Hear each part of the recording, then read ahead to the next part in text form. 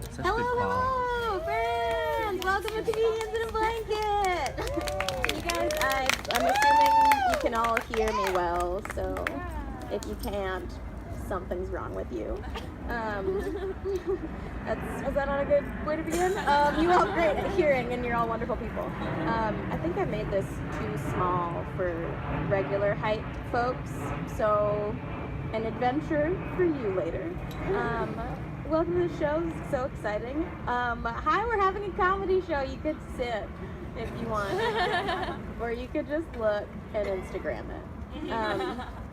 Welcome, welcome. I'm so happy you all are here. Please eat the snacks. I don't want to take these Starbursts home. Guys, if you were here last time, I bought over 2 pounds worth of Starbursts, and I still haven't finished them. And I don't want to take them home, so please take them. I want to thank you all for coming, and I want to start by playing a fun little game with you. Did you get it? Is this a good, should I like, okay, cool. I want to play a fun little game with you, and this game is called Should I Text Them Back? So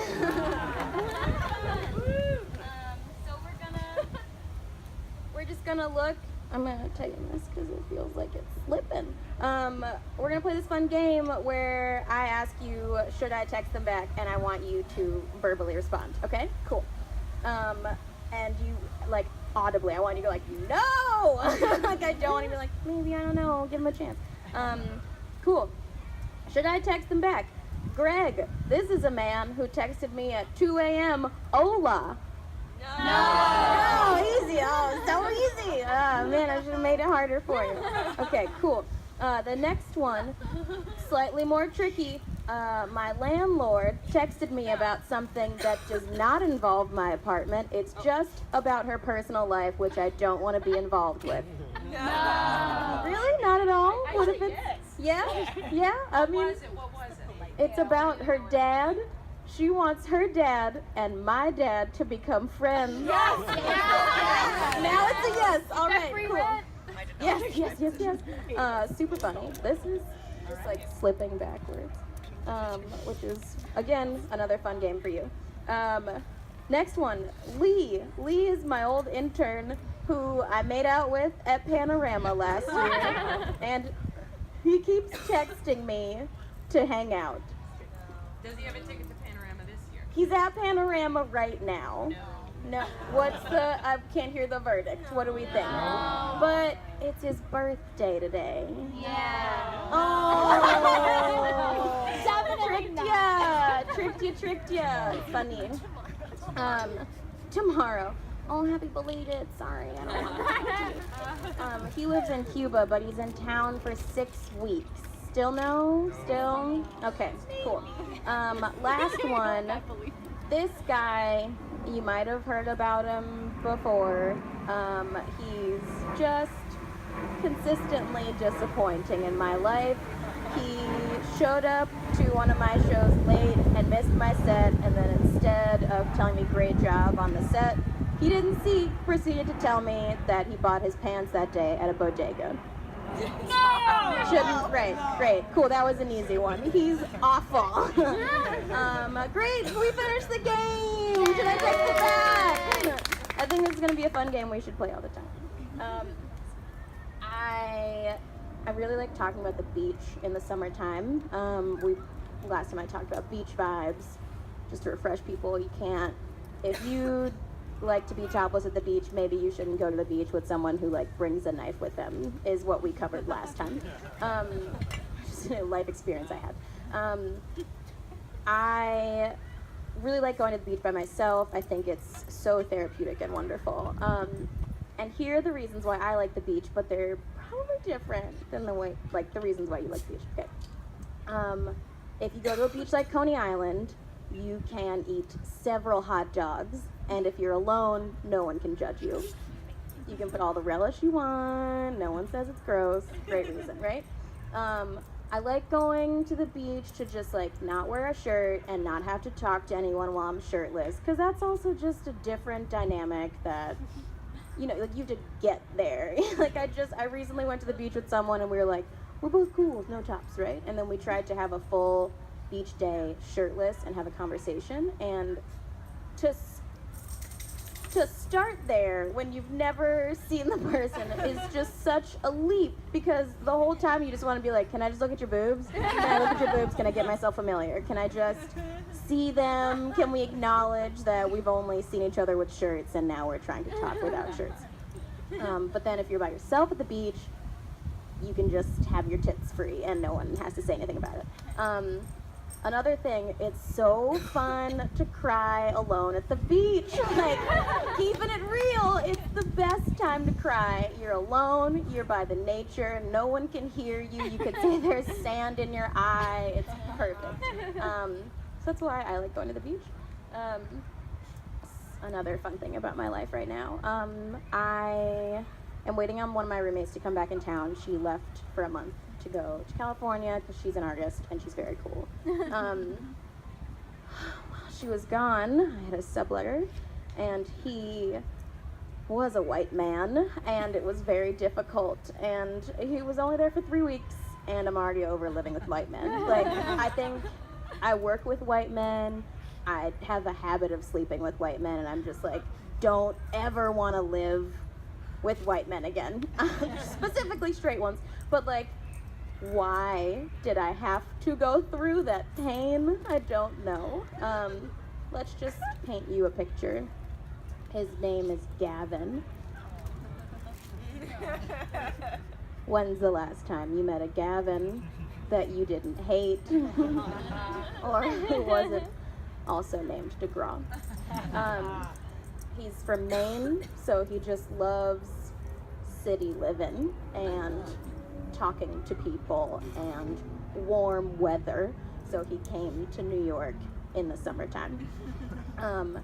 Gavin came his first day, unloaded a bunch of stuff, asked me for directions on how to get somewhere. I offered them to him. He said, "That's wrong." I said, "How do you know? I live here." And he said, "Well, Google Maps says." And I said, "I'm right." And he wouldn't accept it. He doesn't know how to take directions. I left for work that day after that awful interaction. Came home, he clogged the toilet. Not just regular clogged the toilet, poop in the toilet bowl clogged the toilet. So I plunged a man's shit, like a white man's shit, out of a toilet. That's his first evening at my apartment. Didn't see him the next day. I presume he was too embarrassed to show his face. Third day, he comes home, brings a wasted lady into my apartment. She reeks of Malibu and bad decisions. And then I had to listen to the two of them have gross, slappy sex together for just hours of the evening. And then the next morning, he clogged the toilet again. And over the course of 3 weeks, just constantly clogged the toilet. Me unclogging a toilet from a white man's body waste, and he never acknowledged it. And I haven't, now this part is on me. Like, I should have been like, "You piece of shit, you literal turd. I don't like you. I had to clog your poop out of a toilet more than once." I should have had that fight with him. Here's the thing. He is friends with a guy my roommate used to sleep with, and she might want to sleep with him again. So if I confront him, I might be cock blocking my roommate. So I have that to deal with. Also, he left things in my apartment and he's coming back for them. So I kind of want to wait till he comes back to just let him have it. And this is the dream that I have. He's going to walk in. I will say, "Gavin, I've been waiting for you." The lights will be off. I will flick them on. I will be holding a plunger covered in shit. Who knows if it's human or if it's animal? That's not the point. I will walk him to the bathroom and I will say, "Look at what you've done." In the bathroom, there will just be poop everywhere. And I will lock him in there somehow with only cleaning supplies and some sad music. Let's call it Celine Dion. And I make him plunge a toilet. And that's my dream for Gavin. He was awful, and I hope he sees the recording of his comedy show and cries. And he had the audacity on his last night to say he loved living in my apartment. He was like, Nadia, I just wanted to let you know I loved living in your apartment. I was like, I'm glad you feel that way. You awful human. So that's more just like real life gross sadness and less of like funny, but let's get back to the funny part. I think this is going to be a really fun day once that plane gets to LaGuardia or whatever sad place it's going to. We have a lot of fun comics for you tonight. We also have some music coming at you later today. Guys, are you so excited? Cool. We are just gonna start blasting through. Also, I'll just say this now, if you like feel overcome with excitement and want to take a photo during the show because the lighting's really well lit over there, just do it because the lighting will leave and it won't be as cute anymore. Take a photo, #comedians in a blanket. Thank you so much. Put your hands together for your first comedian, Mallory Muratore.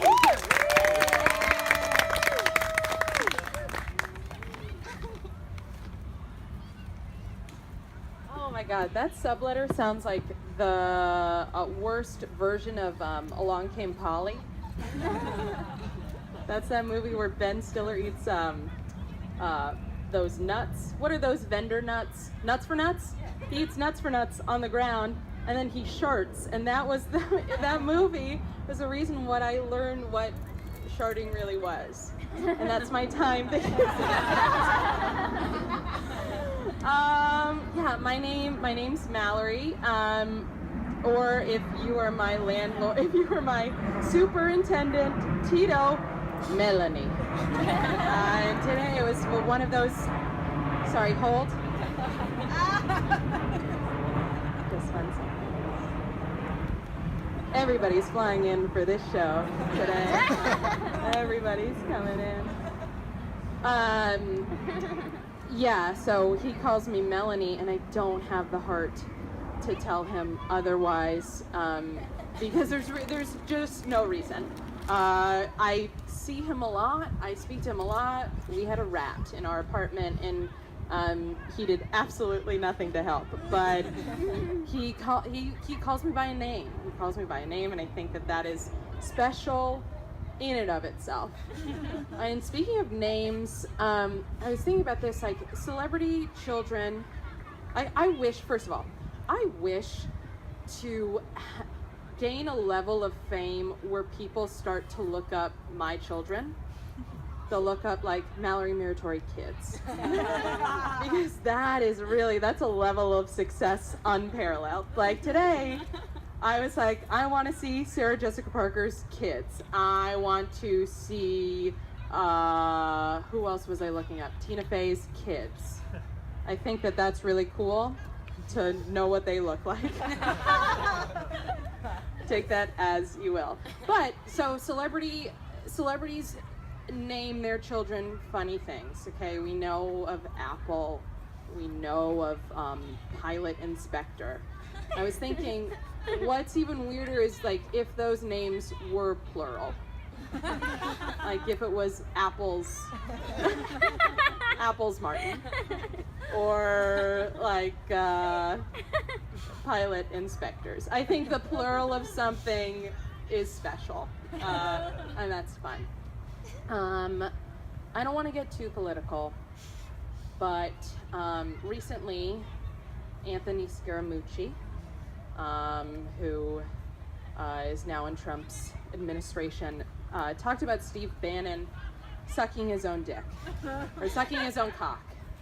And my friend was like, he works for Rachel Maddow, and he was like, I just had to look up, can you suck your own cock for Rachel Maddow? And I was like, furious. Of course you can suck your own cock. Of course you can suck your own cock. And I know this because I used to watch The Surreal Life Does anyone remember The Surreal Life? It was a wonderful show on VH1 where I don't even want to call them B-list celebrities, just bottom of the barrel C's got together in a house, and just like, one of my earliest memories was Vern Troyer drunkenly peeing off the side of his motorized scooter. So it was just a potpourri of sadness and, C-listers. But hold. Oh, there's a beautiful kite. Gorgeous kite to my right, your left. Absolutely stunning kite. It looks like it's flying free. You can't see the string over there. All right. Well, anyway, so on The Surreal Life, there was, yes, please take a picture of that kite. Thank you. There was a gentleman, Ron Jeremy. Who here knows Ron Jeremy? Thank you, Mary. Thank you, Nadia. You, sirs, you in the back. Ron Jeremy was a porn star, very famous porn star in the 70s. Ron Jeremy was known for auto-filleting himself. He could suck his own cock. I watched The Surreal Life, and I was around, my parents divorced when I was 12. Hold your applause. But I feel like I watched TV like I was always raised in a broken home. Like I watched a lot of VH1, a lot of MTV very prematurely.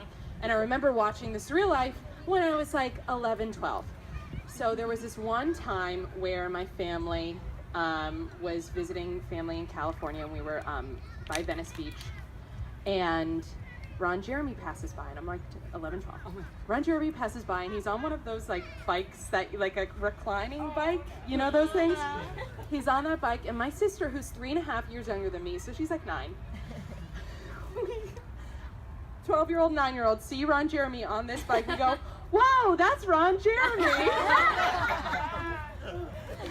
And my dad's like, "Who's Ron Jeremy?" We're like, he's a porn star." He's like, how do you know that? And we're like, "I don't know, he was on The Surreal Life." He's like, "What is The Surreal Life?" And we're like, "I don't know, it's a show where these like celebrities get together in this house and sometimes they sleep with each other."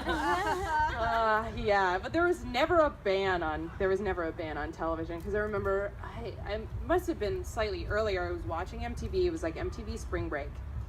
And there was a music video for that song, "Oops, Oh My" by Tweet, featuring Ludacris. Great song. And it's a very sexy video, and the whole song's like, "There goes my shirt, yeah, over my head." Oh my! Thank you. Yep. So I'm watching that video, really enjoying it. My dad is like, "What is this? What are you watching?" I'm like, "Dad, it's Oops, Oh My by Tweet featuring Ludacris." I am nervous about a lot of things, but one of my biggest fears is home invasion. Hold your applause.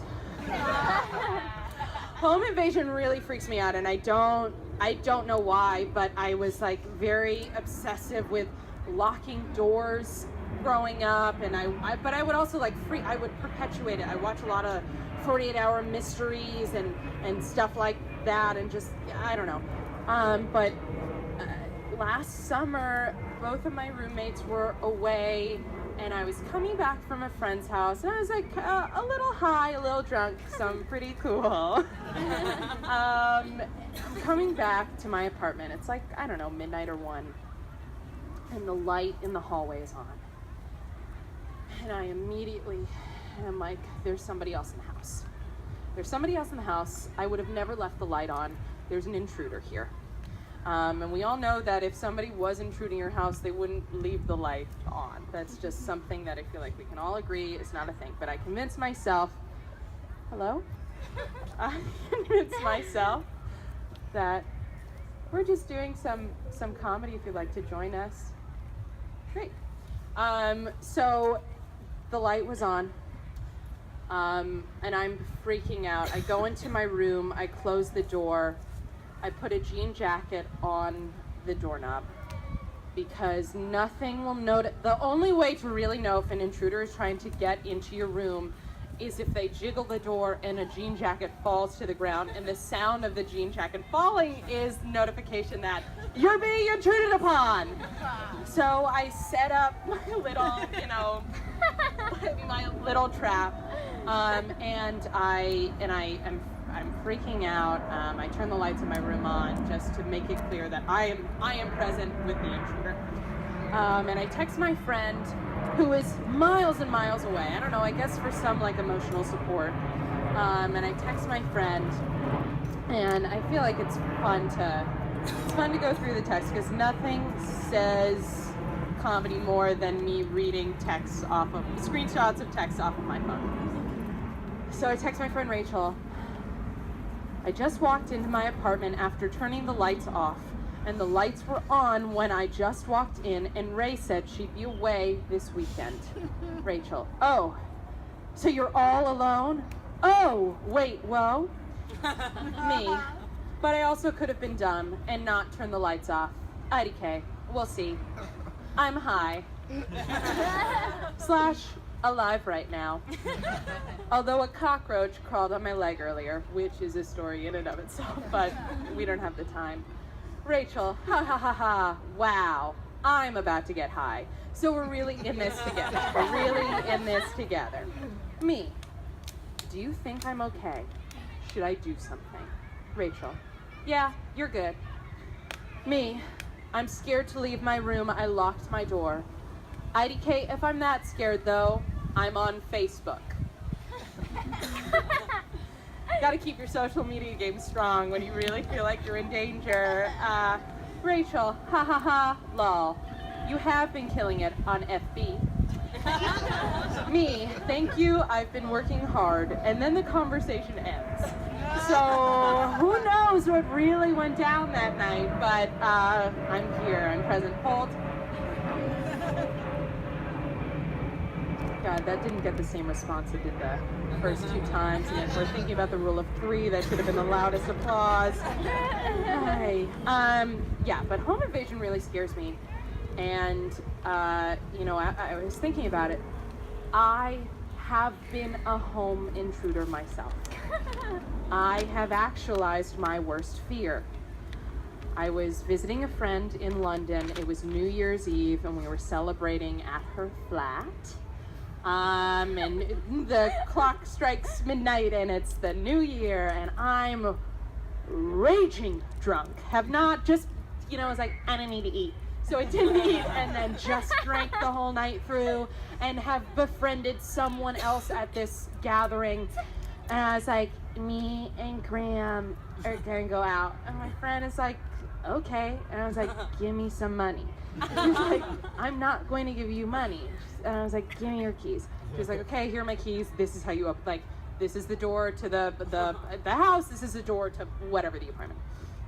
I go outside with Graham, and then proceed to leave Graham. And the next thing I know, I'm walking with a group of people I've never met before in my life into a home that is not mine, that is not theirs. And then I steal things. Then I proceed to take like a little, like in the bathroom there was like a little woven box of like odds and ends jewelry. Like nothing, it wasn't that bad, guys. It really wasn't that bad. It was like, here's an earring that maybe I'll find it, like the other one in the couch. So I take that, I take a scarf, and this is probably the worst thing that I stole. It's a little quilted picture of a family that now hangs in my bedroom. So I go into this home and I steal these things, and I get back to my friend's apartment and have forgotten that I have the keys. And so I'm like banging on the door, and she's like, where are the keys? And I was like, I don't know. And they ended up in my jacket. I go up the stairs and enter this room like I own the place, because I go, look at all these things I got. And proceed to, I have the quilt wrapped around my neck like I'm a friggin' Boy Scout. I have the scarf wrapped around, and I present like I'm cupping this box of jewels, this box of odds and ends jewelry. And my friends were like, where were you? Where did you go? And I was like, I don't know, went to some house and I took all this stuff. So don't trust me is the moral of this story. Yeah, thank you all so much. Another round of applause to Nadia. Thank you. Oh, also follow me on Twitter at Anyway Back to Me. Thank you. Just gotta plug it once.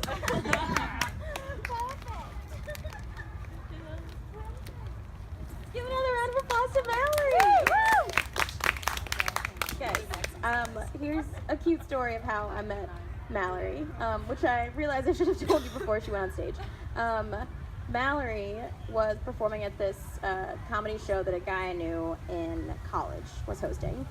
We both took the same storytelling class in college, which inspired us to be stand-up comedians, so I thought I'd support him and go to his show. It was such a bad show. It was just full of white men making awful jokes. Like the kinds of jokes where like, I fucked this girl and she was dumb. She was so dumb. And I fucked her again and then I bought myself Chipotle. Like that level of jokes. And then beautiful, glimmering, sparkling Mallory and her friend Maddie Fisher, who did our last show, and then another friend did a dope improv set. And just, you know, I can't bring it back to you because that's not how improv works, but they did this bit about them being like deep south like athletes learning about the women's reproductive system in a sex ed class, and it was just like legs on a table being like, what's that hole? And then after the show I immediately was like, we gotta be friends. I'm so sure I terrified them because I was way too eager. Moving it right along, thank you so much, Mallory. Our next performer I met through this wonderful group of folks. They're just a great comedian and a great jacket. We'll skip the preamble for afterwards because it makes more sense. Cool, give it up for Bre Northrup.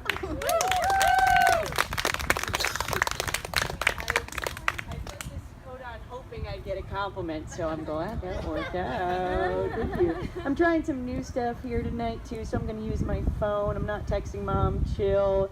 I'm just going to read off of it a little bit. Thank you so much, Nadia, also for having me. This is so wonderful. Look at all these little faces on blankets. It's so sweet. Hello, everyone. Welcome. Don't worry, I'm just getting started. You haven't missed anything. I wanted to say, my morning started off very badly, and I feel like I'm probably not the only person this has happened to, where like you're just waking up, you're like, I'm not ready to talk to anybody, but I am going to go on my computer, and you're going to like pull up the internet, and you accidentally click FaceTime, and in that moment you're just like faced with staring at yourself, and you're like, no, get me out of that computer, please get me out, no! Like a tiny virus that you just want to go away. I like covered the camera so quickly and like hit escape as soon as I could because I did not want to be faced with the grim reality of my morning face. It was so depressing. I was thinking after, I was like, oh man, do I hate looking at myself? And I was like, oh no, that's not true. Like there are times where you feel fucking fabulous. And I was reminded of this time that I was going to the theater to see a show, and I was wearing this oh man, it was, I would say, a lavish extravaganza. I was in this like red silk like cape sort of shirt, and I was wearing all red, so I looked like the gayest Santa Claus, or like him from Powerpuff Girls. And I was exiting the show with this girl I was seeing at the time, and all of a sudden on the street, like a gaggle of like 20 men emerged from an apartment at once. And I was like, what were you all doing in there? Like, it was like, it's just like my worst nightmare, just like a stampede at me. And one of them shouts out, hey, like that outfit. So I turned around. I mean, I assumed it was me because my then girlfriend was wearing this like, she looked fine. She was wearing like, she was fine. She was wearing a floral blouse and like shorts. Like, you know, a good summer look. But I was like, Project Runway. It was really spectacular. So I respond, I was like, oh my God, thank you so much. And he says, oh, that was not about you, Red. And I was like, oh my God, the red means you saw my outfit in all of its splendor, and you decided hers was better than mine.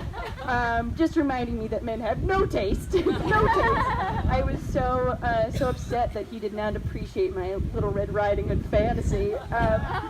And then I was thinking, thank you for coming. Have a good night. I was reminded of this time. Well, I was thinking that, like, it's so rare that I get, like, anything nice shouted at me on the streets. It's often very negative, like, what the fuck is that? Don't worry, it's okay. I'm very strong. I get used to it. And I was thinking, you know, you give me a microphone, I'm, of course, going to talk about the trans ban that happened this week. Ban is such a strong word because he truly just tweeted it. Like, you have nothing to back this up. This was a tweet unsupervised. We'll call it a ban because we can for now.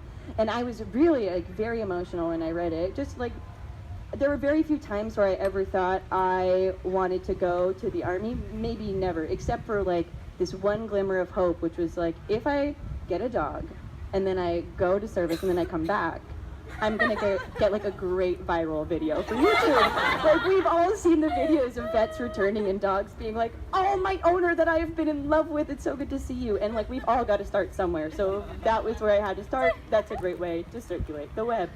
But no other time have I been like, oh yeah, you should join the military. And I had this really disturbing interaction with a coworker, and I just started this new job, so it's a new coworker.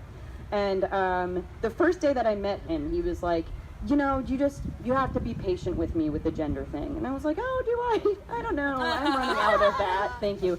And he's trying. He's really trying. And the day that the ban was announced, he came up to me and he was like, hey, I thought of you immediately when I read the news this morning. And I was like, okay, intention is good, but the notion is very like, no, I have a black friend. You know what I mean? Like, it's very in that wheelhouse. And I was like, oh, like, that's sweet, thank you. And then he was like, hey, you know, the good thing is you won't get drafted.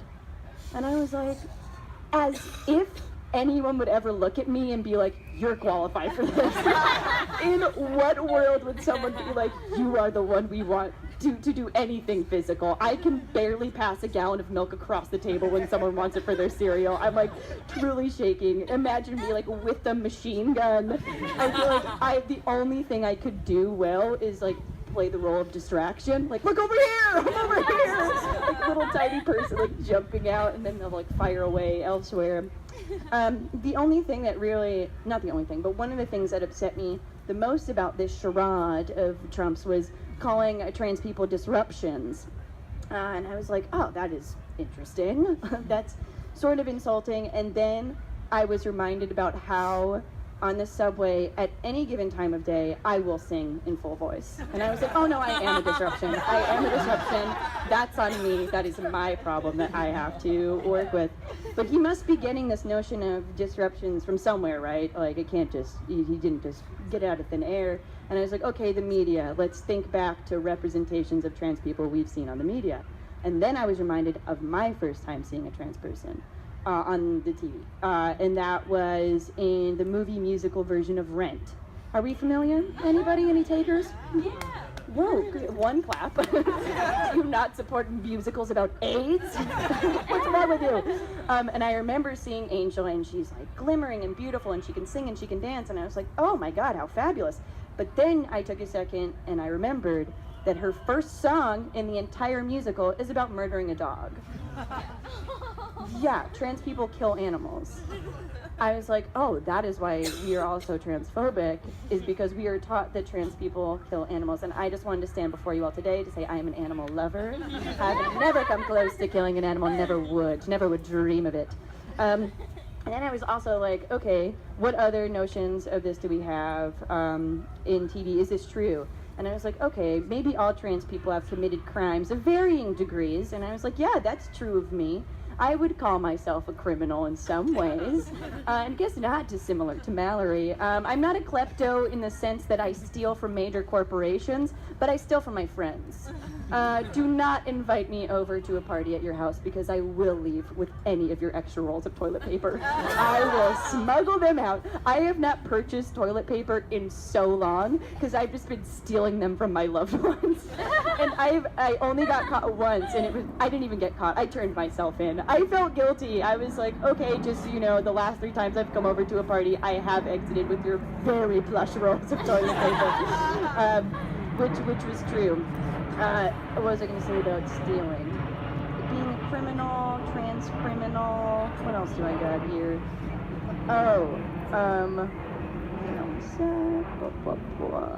Oh, and I don't know if any of you guys watch, I mean, I don't know why you wouldn't. Pretty Little Liars? Is anybody familiar? I haven't watched in recent seasons. I really stopped after 2, but I was told that there's some, I'm going to spoil it because you need to know.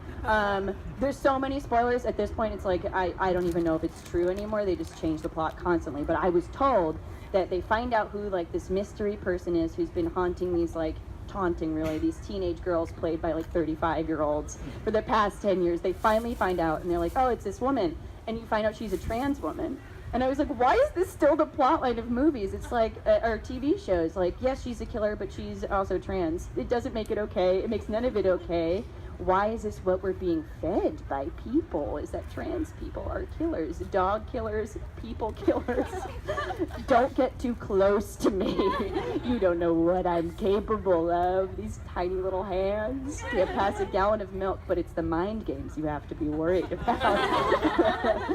Oh, and I also wanted to share this last story too. This goes back to being called different things on the streets of NYC, baby. One day I was perusing the streets of my neighborhood in Bushwick, and unsurprising. And it was like I don't know, it was like an average weekday, and I'm walking, and a gentleman yells out at me, "What the fuck? What the fuck is that? Is that a boy or a girl? What the fuck?" And I was like, whoa, you did it. Like, you did it, you did the very thing. Like, that was the most successful catcall for me ever. It's because I love existing in this, like, illusion. I'm neither nor. Like, he did it. He didn't know that what he did was actually so successful. It was so much better than, like, hey, baby, or, like, hey, man. It was both. It was everything that I want to be, just very aggressive. And I wish that I had thought of this then, but I had the impulse to yell back at him and be like, what the fuck? What the fuck is that? Is that a man or a complete asshole drunk at 3 p.m. on a Wednesday? But I didn't do it because I have manners.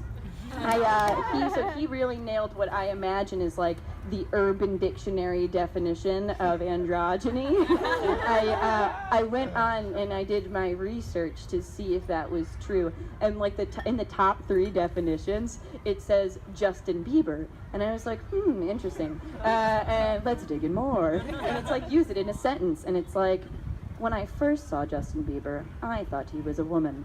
Turns out he is just androgynous. I was like, why is this here? What a great resource for everybody. That's all I got for today. Thank you so much for having me, Nadia. Thank you all for hanging out. Did you just do a British accent as I hugged you? Did you go, thank you? It was like this squeal. Yeah, it was perfect. Bre, do you have a show coming up? Do you want to shout out a show? I'm doing serious things, actually, no comedy. Oh, actually, tonight, fans of the West Wing? Any fans of the West Wing? I may or may not be playing Leo McGarry at the Flea Theater tonight at 11 p.m. Ooh. Adaptation of the West Wing. That sounds like fun. I've never watched the West Wing. I wish. There's a lady president on that show. No? Was there a black one? No. Was there no? Okay, never mind. Maybe I just dreamt it. I kind of was like, West Wing. The West Wing is this beautiful show where there's just a black gay woman as president. Yes, that's the West Wing, and I've been missing out on it. Oh, could you imagine just me watching all 1,000,000 seasons of the West Wing and being like, oh, one of these episodes, that black gay non-binary president is just gonna waltz right through here wearing a purple suit, singing Prince songs, getting all jazzy in the Oval Office. Whew, what a dream. What a dream. Give it up again for Bre. Sorry, that was so good. You're drinking healthy kombucha. You're taking good care of yourself. Or is that not? It's just water. Oh, never mind. Was it the bottle? It looks like the bottle. It is the bottle. You're right. Yeah, so chic. I know my kombucha bottles. Cool, moving right along. Also, wait a minute, not moving right along. Look at the pretty clouds. So pretty. Give it up for the clouds. Keep that energy going. We have another comedian and we have some music. I'm gonna adjust this because you're taller. Are you sure? I feel like I owe that to you at least, you know? That's beautiful. Okay, give it up for Rebecca Robles. Yay! Oh my god. It was a beautiful hug. It's getting dark. It's getting scary, distrustful, painful, and dangerous. Hi, my name is Rebecca Robles. I had this really cool plan. My friend Jimmy was gonna emerge from the trees dressed head to toe as like a Nashville hopeful lady, as like a lady named Pearl Ann, with like a big blonde wig I was gonna buy this morning, and like short shorts, and do like I was gonna have 3 stories prepared, and he would interrupt me as Pearl Ann and say that she had been roaming the park for 14 years trying to find Nashville, and was gonna have a compass and be like, oh, I've been struggling to find Nashville for 14 years, and it was gonna be really funny and cool and like weird, and like, why is she here? It's not for everyone's taste. Some people don't like being interrupted, but I love it. But then anyway, it was gonna be really cool, and it was gonna happen like 3 times, and then I was gonna see if I could have like more friends play Nashville hopefuls and like interrupt me and come out forever. But Jimmy's girlfriend got pneumonia this morning, and so he was like, I can't make it, I have pneumonia. So it's just me, and I'm sorry. But anyway, so I do a talk show once a month, and I love talking to people and the thrill and the risk of it going terribly, and then just like having to try really hard to bandage when it all falls apart. And I like forcing people to be friends. It might be because I grew up with a couple loved ones who have borderline personality disorder, and you never know when things are gonna go horribly, and so you're just always like, I have to be the one who like patches it all up and makes everyone love everyone. But what I'm gonna do, since Jimmy's not here to interrupt me as a Nashville hopeful, with a stick and bindle, there were gonna be tampons in the bindle and like a peanut butter and jelly sandwich. It was gonna make a lot of sense. If you watch my talk show, what it mostly is me talking about things I care about and hate, and then people interrupting me in between, like talking about how much I hate the Vatican. I don't know why I struggled to say that, but I do. It's a scary place. I call it the world's biggest haunted house, because it is. I've been there a lot, but anyway, I'm gonna a lot. We've been there. Like, we went within the first 3 weeks of meeting each other to the Vatican. Anyway, so what I'm gonna do is I'll just take some words and then see what that makes me think of and talk about. It's a party trick, parlor trick, improv trick, and it's risky and dumb, and we'll just do that, and I'll probably still get interrupted somehow. So could I get well, who do I know the least? Probably almost everyone. I feel so drawn to you, it's like distracting. Maybe because you're disjointed from the group. Did someone leave? No, he's over here. Oh, what's your name? Roy. Roy. Hi, Roy. Hi, Nice to meet you too.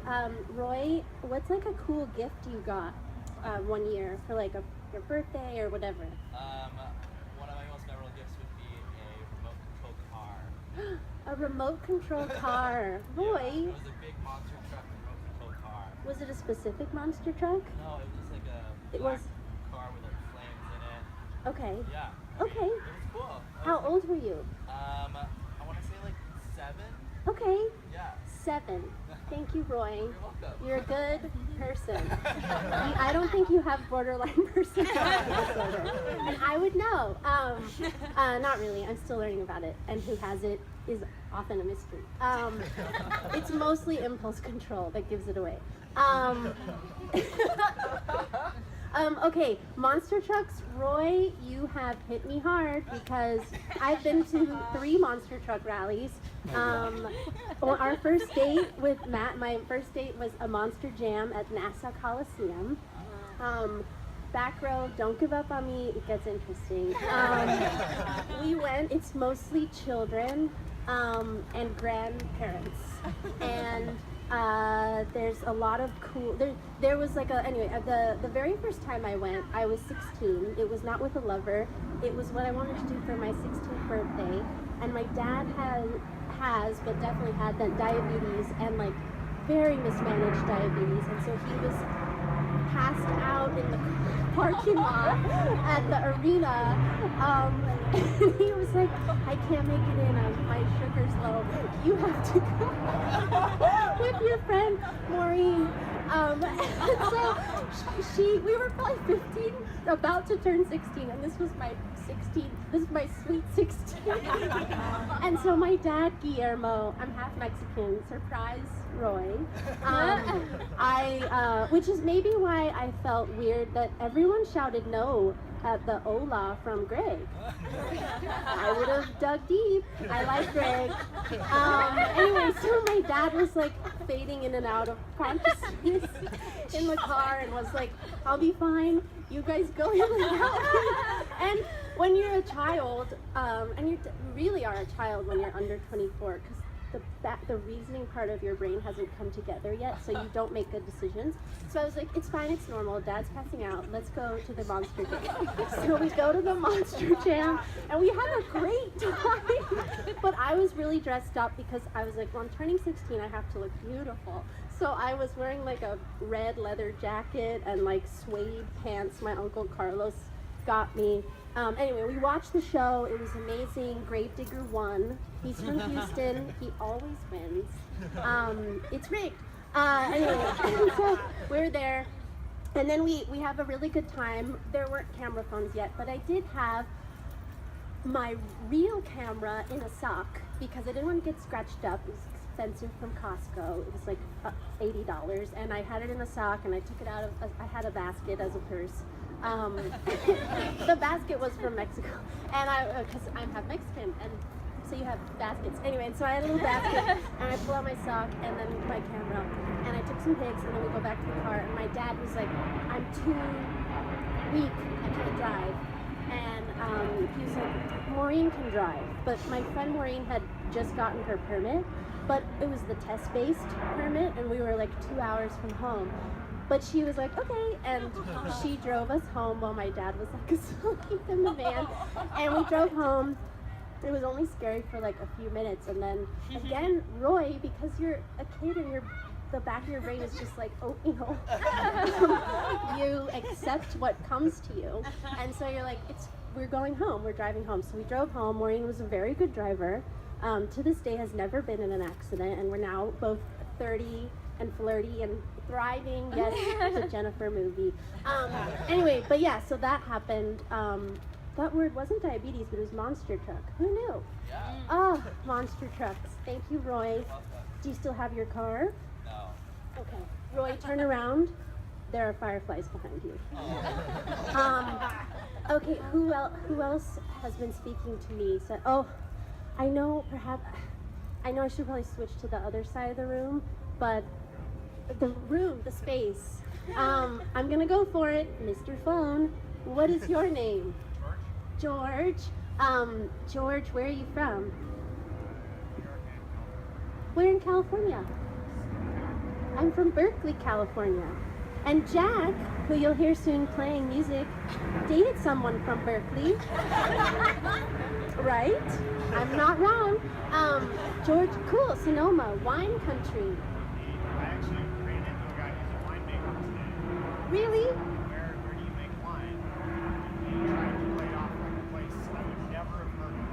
Turns out my hometown. That you did. Oh, George, how did that make you feel to run into someone from your home? It's like winning the lottery. Oh my God, like winning the lottery. George, we love you, right, Roy? Absolutely. Yes.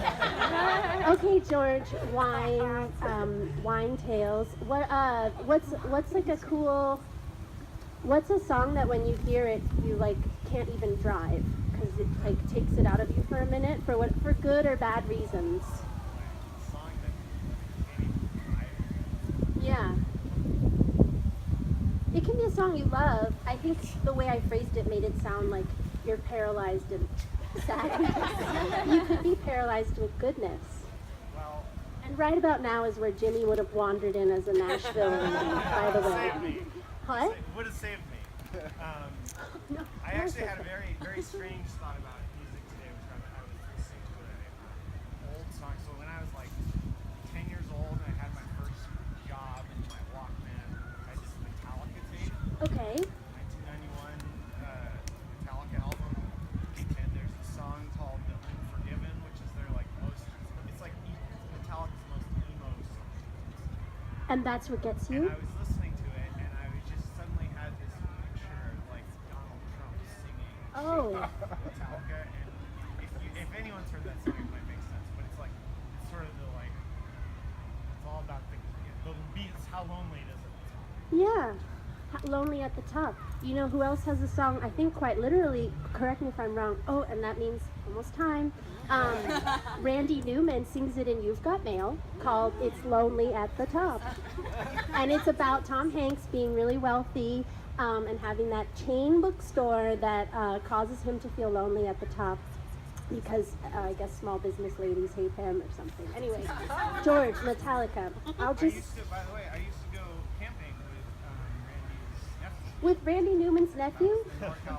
Oh, Yeah, every summer. oh my God. All right, George, come back next month and then maybe do this show. You've got a lot to say. And I like it. No, it's great. Follow the instinct to speak. I love it. I really did. Thank you, George.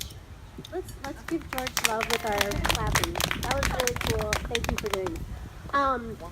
Metallica, there was a boy in my school named John Harbaugh, and John Harbaugh had 8 siblings, and they owned a furniture store. His mom eventually passed away from cancer, and one time I thought I saw her, but I'd forgotten she had died, and I said, like, oh, your mom's here to pick you up, and we were kids, and he was like, yeah, that's my mom, and then we, like, laughed, because then we realized it couldn't have been her, she had passed away. It's okay that made you feel silent and concerned because, like I said, I'm here to bring problems and pain and trauma as the darkness hits us.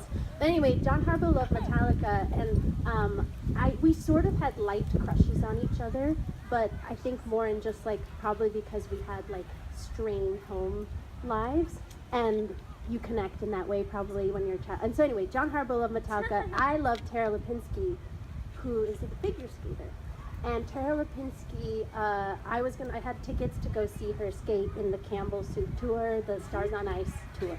She had just won at 15 in Nagano the gold medal. It was a really big deal. And anyway, John Harbaugh was like, why don't you, you're gonna go, can you get me a picture of Tara? And I said, yes, I can do that. Anyway, so I went to the show. I booed at Michelle Kwan. I like the divisiveness. That's cool. Anyway, and I did bring back a picture of Tara Lipinski signed for John Harbaugh, and we're still Facebook friends.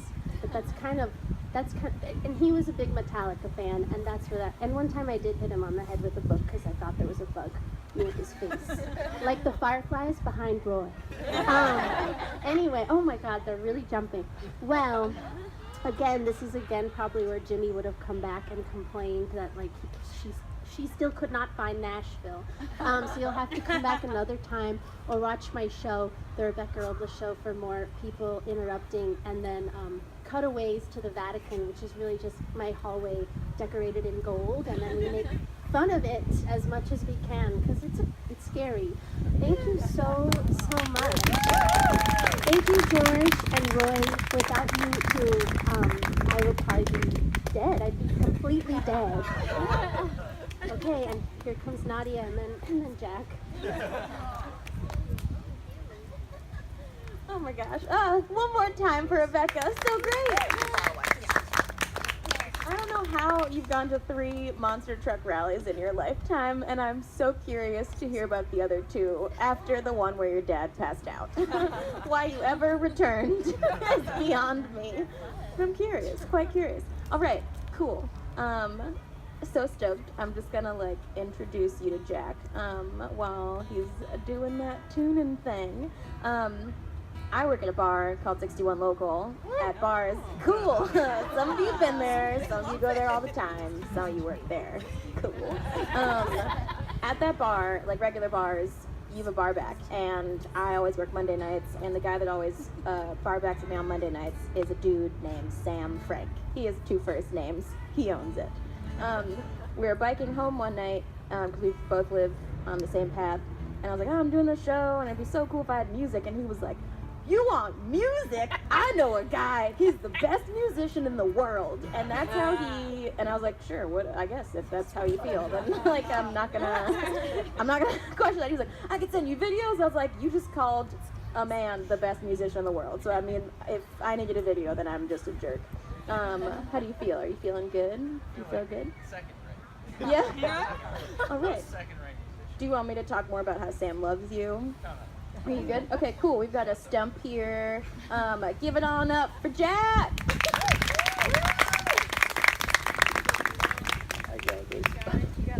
Give it up for Nadia, everybody. Thanks so much for having me. What a great performance tonight. What a place to, perform. It's in some dark comedy room. Looks like people get murdered there.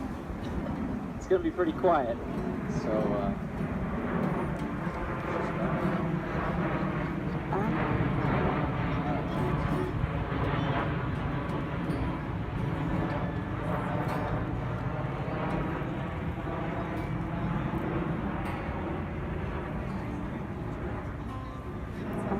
going down that empty road. My heavy load didn't bother to bring it. I'm getting closer to the facts. I've turned my back on silly dreams. The sun shines down on me. So I have to earn it. The sun shines down. I'm hiding out where you can't see. Behind the wall, in the back of the room. I'm crawling slowly through the dark, and I'm feeling for a punchline. The sun shines down on me. I feel as though I have to earn it. The sun shines down. I'm getting closer to a hope that I can carry and take home with me. I'm walking down that empty road. My heavy load didn't bother to bring it. The sun shines down on me.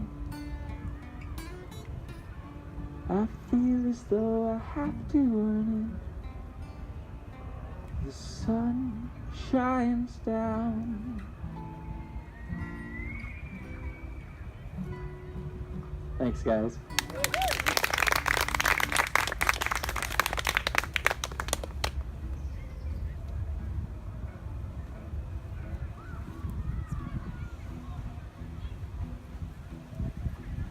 Who cares if we're losers,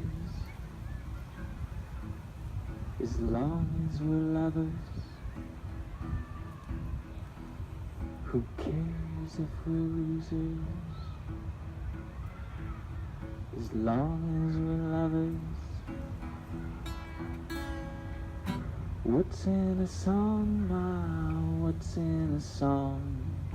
What's in the life you've been living so long? What's in a dream? Wow, what's in a dream? What is the meaning of all you have seen? Who cares? As long as we're lovers. Who cares if we're losers? were lovers. What's in a kiss, smile? What's in a kiss? What is the secret he left on his lips? What's in love, now? What's in love?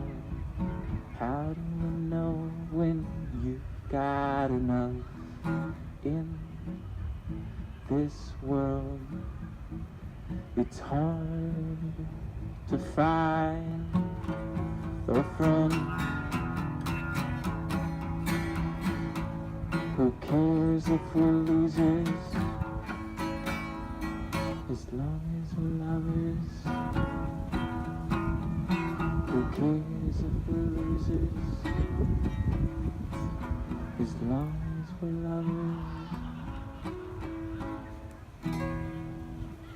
Thank you guys.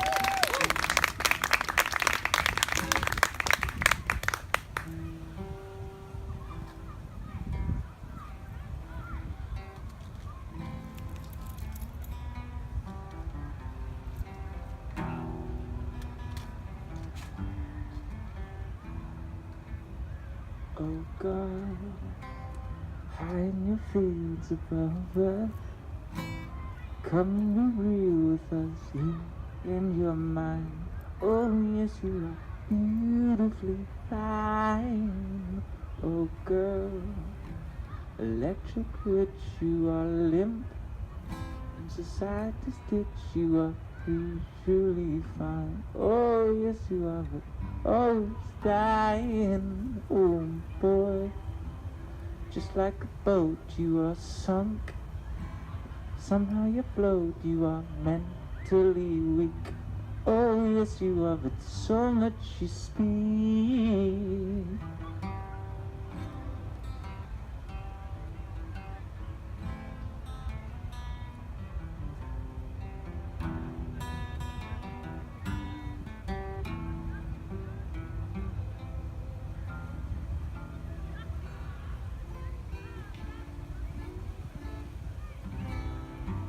Thanks, guys.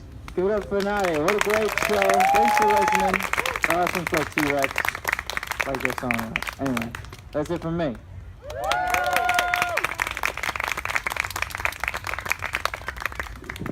Oh boy, thank you so much. Give it up again for Jack. Jack, what's your last name? I've never even asked. McNutt. Oh, buddy. Oh, I'm so happy I asked after you performed. That's just delightful. This is so great. It's now like a really just like sexy twilight time in the park. Thank you guys so much. This has been a really wonderful thing. I'm so happy you all are here. Our next show is going to be on August 5th in the same spot, same time, and it won't rain, and it'll all be beautiful. Next time I'm going to tell a story about a time I thought I was going to lose my virginity in Ohio. So look forward to that. Thank you